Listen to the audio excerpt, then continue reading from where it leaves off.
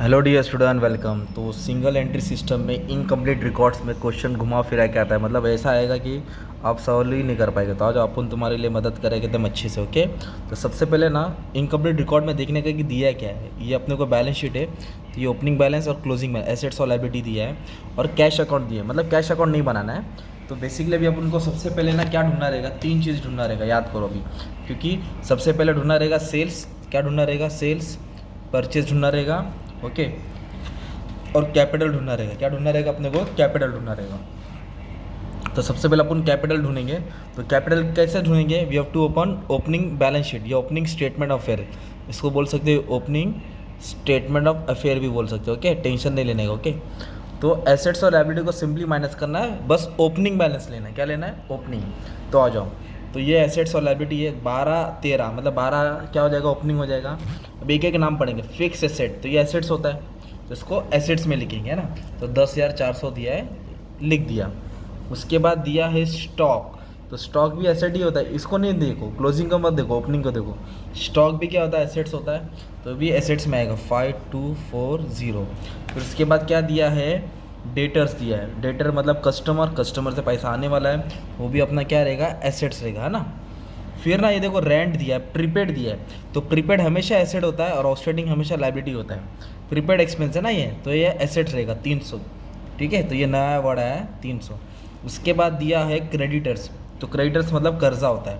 ये एसेट से, ये एसेट से, ये एसेट से, क्रेडिटर कर्जा, लायबिलिटी कर्जा। तो क्रेडिटर 4,600, तो इधर देख लेंगे, राइट, मतलब पेमेंट करना पड़ता है। फिर इधर दिया है आउटस्टैंडिंग बिल, मतलब बाकी है देना, तो आउटस्टैंडिंग लायबिलिटी होता है। तो कितना दिया है, 100 रुपया दिया है, तो इधर क्या लिख दिया, आउटस्टैंडिंग 100 रुपया। और हमेशा ना कैश लिखना नहीं भूलना, याद रखो। कैश बच्चे लोग भूल जाते हैं, क्योंकि इधर कैश नहीं दिया है। तो कैश कैश अकाउंट में आने का, किधर आने का, कैश।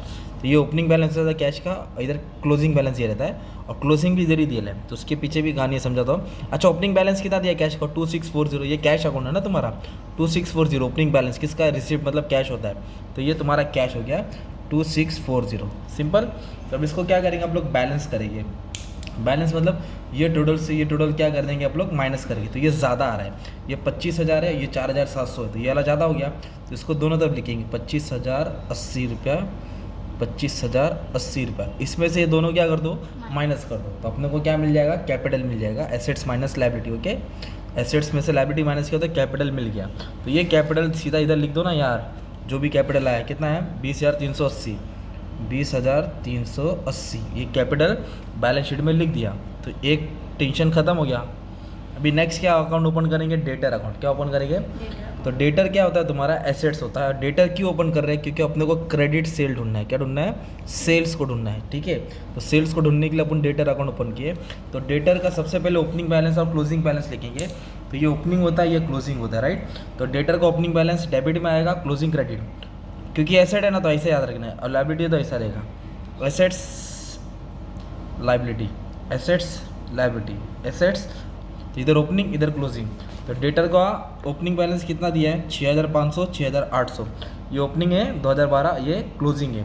तो इधर लिखेंगे 6,500, क्लोजिंग कितना लिखेंगे 6,800। ओके, और इधर क्या क्या आता है मालूम है, इधर लिखेंगे कैश रिसीव्ड फ्रॉम डेटर्स, मतलब डेटर से कितना पैसा वसूल किया। और इधर आता है सेल्स रिटर्न आता है, क्या आता है, और आता है डिस्काउंट अलाउ, क्या आएगा, डिस्काउंट अलाउ आ जाएगा। और बैड डेट्स जो भी आता है डाल सकते हैं। तब इधर कैश रिसीव ऊपर दिया कैश अकाउंट में, इधर देखो ना, cash receive from debtor, debtor से पैसा वसूल किया 48,500, तो इधर लिख देंगे 48,500, डेटर से अपने पास पैसा आया। और कुछ भी नहीं दिया, डिस्काउंट अलाउ ये सब दिया नहीं है, तो छोड़ देने का। अब इसको बैलेंस करेंगे, आपको क्रेडिट सेल मिल जाएगा। तो ये ज़्यादा है ना यार, ये 48,500 और 6,800, तो ये हो गया 55,300। तो 55,300 को दोनों तरफ लिखने का, उसमें से 6,500 क्या कर देंगे, माइनस करेंगे। तो जो 48,800 आया ना, उसको बोलेंगे क्रेडिट सेल। क्या बोलेंगे, क्रेडिट सेल, बैलेंसिंग फिगर। तो सेल किधर आता है, ट्रेडिंग के क्रेडिट में आता है ना, सेल किधर आता है, ट्रेडिंग के क्रेडिट। तो ये आपको यहाँ लिखना है, ये अपना उधारी वाला सेल है, कैश सेल नहीं दिया ना। तो इस तरह डेटर अकाउंट बन गया, जो तुम लोग ब्रांच अकाउंट में भी बनाते हैं। तो वैसा क्रेडिटर अकाउंट माना है। तो क्रेडिटर अपना क्या होता है, लायबिलिटीज़ होता है, और डेटर क्या होता है, एसेट्स। तो क्रेडिटर लायबिलिटी होता है, इसलिए इसका ओपनिंग बैलेंस इधर आएगा, क्लोजिंग बैलेंस इधर आएगा। इधर ओपनिंग आएगा, इधर क्लोजिंग आएगा। तो क्रेडिटर्स का ओपनिंग बैलेंस कितना दिया है, 4,600 और क्लोजिंग कितना दिया 4,700। इधर आएगा ओपनिंग बैलेंस 4,600, इधर क्लोजिंग आएगा 4,700 ओपनिंग क्लोजिंग। इधर क्या लिखते हैं हम लोग डेटर में, कैश रिसीव फ्रॉम डेटर्स, मतलब पैसा आया डेटर से, इधर लिखते हैं आया ना, तो इधर लिखेंगे डेबिट में to cash paid to creditors. इधर आ रहा सेल्स रिटर्न तो इधर आएगा परचेज रिटर्न, इधर आएगा डिस्काउंट अलाउ तो इधर आएगा डिस्काउंट रिसीव। क्या आएगा डिस्काउंट। तो अपने पास कैश पेड टू क्रेडिटर दिया है, देखो कैश अकाउंट में कैश पेड टू क्रेडिटर 37,250 कितना दिया क्वेश्चन में 37,250, इधर लिख दिया 37,250। अब इसको अपन बैलेंस करेंगे ना तो अपने को एक अमाउंट मिलेगा, वो तुम्हारा उधारी वाला परचेस रहेगा, उसको बोलेंगे क्रेडिट परचेस। तो ये बैलेंस तुम्हारा परचेस हो जाएगा। तो ये टोटल से टोटल माइनस करेंगे 37,250 और 4,700, तो दोनों को ऐड कर दूंगा 41,950। ये टोटल से टोटल क्या कर देंगे अपन माइनस कर देंगे, इसको इससे माइनस करेंगे तो 37,350 आ जाएगा। ये 37,350 क्या है तुम्हारा मालूम है, क्रेडिट परचेस, मतलब माल खरीदा है, तो ये परचेस वाला तुम्हारा बैलेंस इधर आ जाएगा राइट। तो कितने का माल खरीदा 37,350, इधर लिख देंगे 37,350। तो जैसे अपने 3 बच्चे घूम गए थे सेल्स परचेस कैपिटल, तीनों को लेके आए, अब तीनों को लेके आए तो हम उसमें फाइनल अकाउंट बना दो। और जब भी फाइनल अकाउंट बनाएंगे अभी तो सबसे पहले बैलेंस पोस्टिंग इधर से करने का, एसेट्स और लायबिलिटी करने का, और क्लोजिंग बैलेंस करेंगे। क्या लेंगे, तो ये अपना छोटा सा ट्रेडिंग अकाउंट है फैक्ट्री रिलेटेड, ये प्रॉफिट एंड लॉस है ऑफिस रिलेटेड, ये बैलेंस शीट है कर्जा और एसेट्स है ना।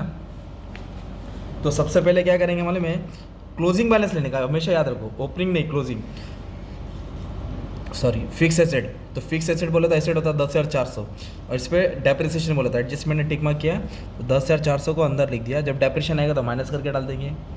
फिर स्टॉक भी एसेट होता है, पर स्टॉक की कहानी कैसा है, स्टॉक का कितना देखो 6,300 कितना है, तो इधर लिख दिया स्टॉक 6,300। फिर ये स्टॉक को फिर से पढ़ने का ओके, क्योंकि स्टॉक में 2 होता है, ओपनिंग स्टॉक क्लोजिंग स्टॉक है ना, एक ओपनिंग होएगा और एक क्लोजिंग होएगा। तो ये ओपनिंग स्टॉक है 5240, तो इधर लिखेंगे 5240 ओपनिंग स्टॉक है, और क्लोजिंग स्टॉक कितना दिया माने में 6,300, क्लोजिंग स्टॉक कितना है 6,300, इधर लिख देंगे क्लोजिंग स्टॉक 6,300। वापस से ये ओपनिंग स्टॉक है, ये क्लोजिंग स्टॉक है, ओपनिंग क्लोजिंग, और क्लोजिंग को वापस से किधर लिखते हैं एसेट्स में लिखते हैं ओके। फिर बोला डेटर्स 6,800, अंदर कब लिखेंगे जब एडजस्टमेंट दिया रहेगा बैड डेट्स का ना, माइनस करके इधर डाल देंगे, अभी एडजस्टमेंट नहीं इसलिए बाहर डाल दिया। फिर प्रीपेड, मैं बोला ना प्रीपेड एसेट होता है, प्रीपेड क्या होता है एसेट्स, तो प्रीपेड कितना दिया है 600, तो प्रीपेड रेंट 600 होएगा राइट।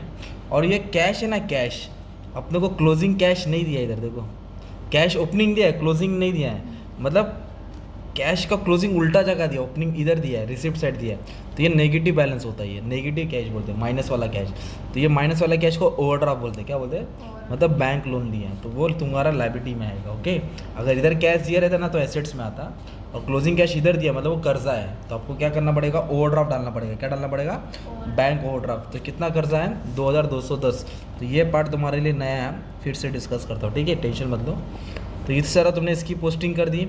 अब इधर दिया क्रेडिटर्स, क्या दिया है क्रेडिटर्स दिया है 4,700, तो क्रेडिटर्स क्या था तुम्हारा लायबिलिटी होता है, तो क्रेडिटर्स डाल देंगे 4,700। इसके बाद बोला आउटस्टैंडिंग एडवर्टाइजमेंट बिल 150, ये भी तुम्हारा कर्जा होता है, ये भी तुम्हारा इफेक्ट इधर आ जाएगा है ना। तो प्रीपेड एसेट में आएगा एसेट्स, और आउटस्टैंडिंग लायबिलिटी में आएगा, और ओवरड्राफ्ट क्या था ये क्लोजिंग बैलेंस था कैश का। फिर अभी अपने को क्या करना है, इसकी पोस्टिंग करना है कैश अकाउंट की। तो कैश अकाउंट की पोस्टिंग कैसे करेंगे, सबसे पहले इधर से करेंगे, कैश पेड टू क्रेडिटर नहीं लिखेंगे और ना कैश रिसीव, क्योंकि उसका इफेक्ट दे दिया, रिसीव का इधर ले लिया पेड का इधर ले लिया ना, तो अब ये प्रॉफिट एंड लॉस अकाउंट में नहीं आएगा। ये क्या दिया है सैलरी, क्या दिया है, तो आपका मालूम है वेजेस ट्रेडिंग अकाउंट में आता है, सैलरी प्रॉफिट एंड लॉस में आएगा ना, वेजेस वर्कर लोग को मिलता है, सैलरी एम्प्लॉय लोग को मिलता है। तो सैलरी कितना दिया है 5,500, तो इधर लिख दिया 5,500। रेंट 1,800 दिया है, अब इस पर एडजस्टमेंट है तो इसलिए 1,800 को अंदर लिखता हूँ, और इसके पीछे कुछ कहानी है समझाता हूँ ठीक है। उसके बाद बोला जनरल एक्सपेंस, तो ये भी ऑफिस में ही आएगा, इधर डाल देता हेडिंग, जगह नहीं छोड़ा तो इधर लिख देता जनरल एक्सपेंस। जनरल एक्सपेंस का अमाउंट कितना दिया है 3,500 ओके, तो 3,500 हम लोग लिख लेते हैं क्योंकि ये प्रॉफिट एंड लॉस का खर्चा है ना। इसके बाद जनरल एक्सपेंस के बाद क्या दिया है एडवर्टीजमेंट, तो एडवर्टीजमेंट भी प्रॉफिट एंड लॉस में आएगा, अब इस पर भी कहानी है तो इसको अंदर लिख दिया ठीक है। फिर ड्राइंग, तो याद रखो कैपिटल से ड्राइंग माइनस होता है, कैपिटल से ड्राइंग क्या होता है, कैपिटल पैसा आ रहा है, ड्राइंग मतलब पर्सनल रिस्क के लिए जा रहा है, तो 5,000 दिया इसके लिए माइनस करेंगे, तो 20 में से 5 गया तो 15,380 आ जाएगा ठीक है। तो ये साइड का पोस्टिंग हुआ, अब इधर ओपनिंग कैश तो पहले लिख दिया, क्लोजिंग ओपनिंग को नहीं लिखते हैं, क्लोजिंग मतलब तुम्हारा कर्जा था, ओवरड्राफ्ट लिख दिया, रिसीव फ्रॉम डेटर्स इसको तो लिखना ही नहीं है ना, तो मतलब इधर से कुछ पोस्टिंग नहीं आएगी। इधर क्या दिया रहता है, कमीशन रिसीव, तो क्रेडिट में डालते हैं, और एडिशनल कैपिटल दिया रहता तो ऐड करते हैं, फिलहाल नहीं दिया छोड़ दो है ना। फिर एडजस्टमेंट दिया है, तो एडजस्टमेंट क्या दिया मालूम है तुमको, डेप्रिसिएशन दिया 10%, किस पे, फिक्स एसेट पे। तो फिक्स एसेट पे 10% डेप्रिसिएशन निकालेंगे, मतलब वैल्यू कम हो गई तो 10% कम करेंगे, 1040, ये दोनों को माइनस करेंगे तो 9360 आएगा, राइट। और डेप्रिसिएशन का दूसरा पे किधर रहेगा, पीएनएल के डेबिट में, किधर आ जाएगा, पीएनएल में। तो पीएनएल में डेप्रिसिएशन फर्नीचर फिक्स एसेट लिखेंगे 1040, ऐसा तुमको सॉल्व करने का था, राइट। अभी ना आपको रेंट दिया, राइट, तो रेंट और एडवर्टाइजिंग, देखो एडवर्टाइजिंग का दो दिया चीज़ है ना इधर, एक ओपनिंग भी दिया और एक क्लोजिंग भी दिया। तो याद रखो आउटस्टैंडिंग है ना, आउटस्टैंडिंग लास्ट ईयर का माइनस होता है और करंट ईयर का ऐड होता है, तो ये आउटस्टैंडिंग है, और ये 100 कभी क्या लास्ट ईयर का, तो ये माइनस करेंगे और 150 क्या करेंगे, ऐड करेंगे। तो आउटस्टैंडिंग में 100 क्या करेंगे, माइनस करेंगे, और 150 क्या करेंगे, ऐड करेंगे। तो 100 को क्यों माइनस किया, क्योंकि लास्ट ईयर का है, और 150 को क्यों ऐड किया, करंट ईयर का। तो ये एडवर्टाइजिंग का फाइनल अमाउंट मिलेगा 350। पर रेंट के साथ क्या दिया है, आउटस्टैंडिंग नहीं बोला, प्रीपेड बोला है। देखो प्रीपेड में उल्टा करने का, लास्ट ईयर का ऐड होता है और करंट ईयर का माइनस होता है। प्रीपेड मतलब एडवांस होता है ना, तो याद करना है कि प्रीपेड में लास्ट ईयर का ऐड होएगा, मतलब 300 ऐड होएगा और 600 क्या होएगा, माइनस होएगा, 600 क्या हो जाएगा, माइनस होएगा। तो इस तरह तुमको ये इफेक्ट याद रखने का था, ठीक है। और फिर अपन ने क्या किया, प्रीपेड, तो प्रीपेड कितना, ये प्रीपेड था ना, तो प्रीपेड किधर आता है, एसेट्स में आता है, और आउटस्टैंडिंग किधर आता है, लायबिलिटी में आता है ना, तो इसलिए इफेक्ट भी तुमने दे दिया। तो ये वाला पार्ट याद करना था। आउटस्टैंडिंग में लास्ट ईयर का ऐड होता है और करंट ईयर का माइनस होता है, और प्रीपेड एक्सपेंस में, एडवांस में लास्ट ईयर का प्लस होता है और करंट ईयर, लास्ट ईयर का प्लस होता है और करंट ईयर का माइनस होता है। तो ये बेसिक रूल था तुमको, मतलब अलग अलग इनकम्प्लीट मतलब किधर से भी कुछ भी आएगा ना यार, तो ऐसा सब घुमा फिरा के आता है। अब इसको बैलेंस करना है, ये टोटल से टोटल क्या करेंगे, माइनस करेंगे। तो ये ज़्यादा है, ये 55,100 है, ये भी 55,100 है, इसमें से दोनों क्या करेंगे, माइनस करेंगे, तो 12,510 मिलेगा। तो इसको ग्रॉस प्रॉफिट बोलेंगे, क्या बोलेंगे, ग्रॉस प्रॉफिट। ये ग्रॉस प्रॉफिट को इधर ट्रांसफ़र कर दो, टोटल नहीं करना तो मत करो, पोस्टिंग करेगा उसको तो मार्क्स मिलेगा यार, इसको यहाँ ट्रांसफ़र किया। अब ये टोटल से टोटल क्या करेंगे, माइनस करेंगे, तो ये 12,000 है और ये कुछ 11,500 आ रहा है, मतलब ये क्या हो गया तुम्हारा, ज़्यादा हो गया। तो 12,510, तो इधर लिखेंगे नेट प्रॉफिट, क्या लिखेंगे, नेट, जगह नहीं था छोटे में, तो ये टोटल से टोटल माइनस किया ना, तो आपको 620 आया, तो उसको बोलेंगे नेट प्रॉफिट, क्या बोलेंगे, मतलब ये टोटल से ये टोटल माइनस किया, तो ये आंसर आता है। अभी नेट प्रॉफिट क्या कर देंगे, ऐड कर देंगे, नेट प्रॉफिट क्या कर देंगे, ऐड कैपिटल में। अगर लॉस होता तो क्या करते थे, माइनस करते थे, लॉस होता तो क्या करते थे, माइनस करते थे। तो ये 20 डालूंगा तो 400 हो जाएगा, 600 तो 16,000 हो जाएगा।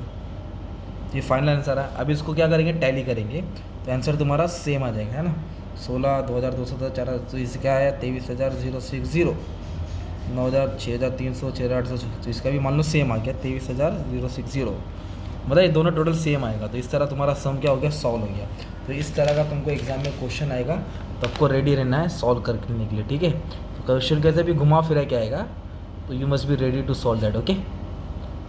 ये इसका क्वेश्चन का स्क्रीनशॉट ले लो, अच्छे से सॉल्व कर लो, and all the best for your exam.